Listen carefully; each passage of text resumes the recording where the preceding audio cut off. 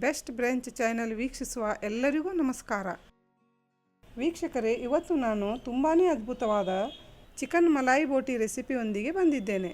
ಬನ್ನಿ ಹಾಗಾದರೆ ಈ ಸಖತ್ತಾದ ರೆಸಿಪಿನ ಮನೆಯಲ್ಲಿ ಈಸಿ ಮೆಥಡಲ್ಲಿ ಹೇಗೆ ಮಾಡೋದು ಅಂತ ನೋಡೋಣ.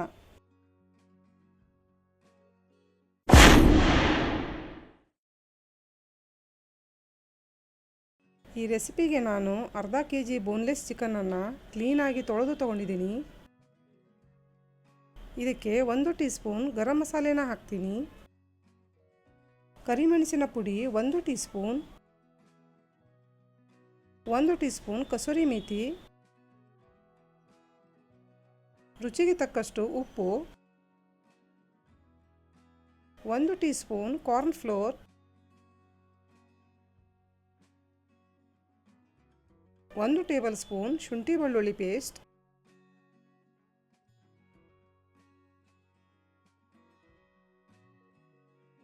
ಅರ್ಧ ಲಿಂಬೆ ಹಣ್ಣಿನ ರಸ, 2 ಟೇಬಲ್ ಸ್ಪೂನ್ ಫ್ರೆಶ್ ಕ್ರೀಮ್,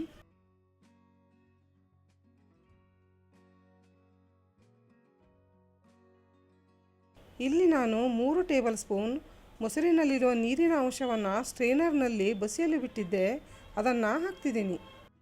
ಈಗ ನಾವು ಒಂದು ಪೇಸ್ಟನ್ನು ರೆಡಿ ಮಾಡ್ಕೋಬೇಕು.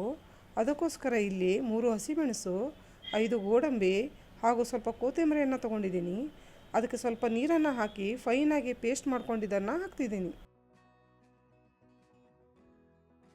ಇದನ್ನೆಲ್ಲ ಸರಿಯಾಗಿ ಮಿಕ್ಸ್ ಮಾಡೋಣ. ವೀಕ್ಷಕರೇ, ನಮ್ಮ ಚಾನೆಲ್ಗೆ ನೀವು ಫಸ್ಟ್ ಟೈಮ್ ವಿಸಿಟ್ ಮಾಡಿದ್ದಾದರೆ ವಿಡಿಯೋನ ಲೈಕ್, ಶೇರ್ ಹಾಗೂ ಚಾನಲನ್ನು ಸಬ್ಸ್ಕ್ರೈಬ್ ಮಾಡಲು ಮರೆಯಬೇಡಿ. ಹಾಗೂ ಪಕ್ಕದಲ್ಲಿರುವ ಬೆಲ್ ಐಕನನ್ನು ಕೂಡ ಕ್ಲಿಕ್ ಮಾಡಿ, ಅದರಿಂದ ನಾವು ಬಿಡುವ ಹೊಸ ರೆಸಿಪಿಯ ನೋಟಿಫಿಕೇಷನ್ ನಿಮಗೆ ಬರುತ್ತೆ. ಇದು ಮಿಕ್ಸ್ ಆಗಿದೆ. ಈಗ ಇದರ ಲಿಡ್ ಕವರ್ ಅಥವಾ ಕ್ಲೋಸ್ ಮಾಡಿ 2 ಗಂಟೆ ಫ್ರಿಜ್ಜಲ್ಲಿ ಮ್ಯಾರಿನೇಷನ್ ಆಗಲು ಬಿಡೋಣ. ನಿಮಗೆ ಸಮಯವಿದ್ದಲ್ಲಿ ಓವರ್ ನೈಟ್ ಮ್ಯಾರಿನೇಷನ್ ಮಾಡಲು ಕೂಡ ಇಡಬಹುದು. ಇದು ಮ್ಯಾರಿನೇಟ್ ಆಗಿದೆ.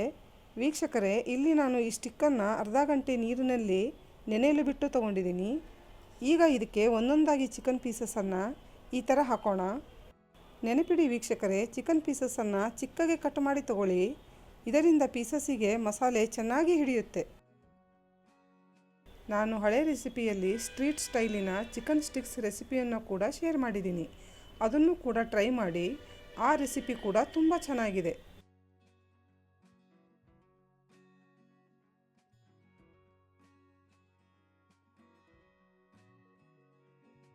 ಎಲ್ಲ ಚಿಕನ್ ಸ್ಟಿಕ್ಸ್ ರೆಡಿಯಾಗಿದೆ.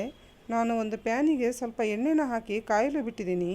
ಈಗ ಫ್ಲೇಮನ್ನು ಮೀಡಿಯಮ್ನಲ್ಲಿಟ್ಟು ಒಂದೊಂದಾಗಿ ಚಿಕನ್ ಸ್ಟಿಕ್ಸನ್ನು ಹಾಕಿ ಫ್ರೈ ಮಾಡೋಣ.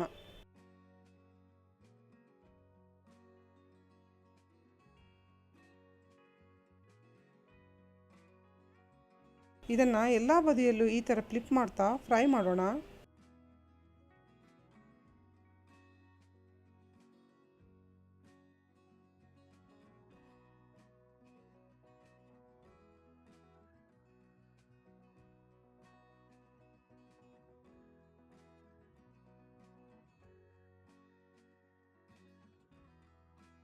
ಇದು ರೆಡಿಯಾಗಿದೆ. ಇದನ್ನು ಒಂದು ಪ್ಲೇಟಿಗೆ ಶಿಫ್ಟ್ ಮಾಡ್ತೀನಿ.